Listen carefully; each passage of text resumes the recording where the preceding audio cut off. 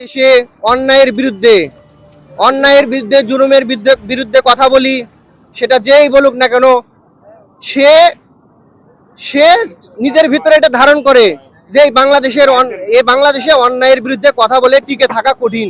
অর্থাৎ আমি যদি অন্যায়ের বিরুদ্ধে কথা বলি তাহলে আমাকে হত্যা করা হবে, জেল জুলুম ফাঁসি বিভিন্নভাবে আমাকে হয়রানি করা হবে, এটা আমরা সকলেই জানি।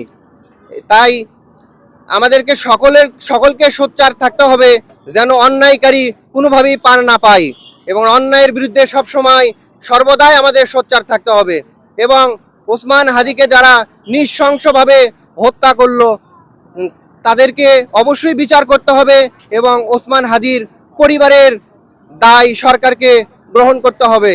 আমরা জানি ডক্টর মোহাম্মদ ইউনূস তিনি বলেছেন তার সন্তানের দায়িত্ব তিনি নেবেন, সেটা যেন বাস্তবায়িত হয় এবং তার পরিবারের নিরাপত্তা নিশ্চিত করা হয়, এবং তার বিচার যেন সঠিকভাবে ইতিহাসে যেন সাক্ষী থাকে যে ওসমান বিন হাদি ভাইয়ের যারা নৃশংসভাবে ন্যায়ের পক্ষে কথা বলার কারণে নৃশংসভাবে তাকে হত্যা করা হয়েছে, সেই খুনিদেরকে যেন পৃথিবীর ইতিহাসে নৃশংসভাবে বিচার করা হয়।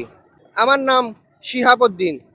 আদারল্যান্ড 24, মাতৃভূমি, বিশ্ব সংবাদ 24 ঘন্টা।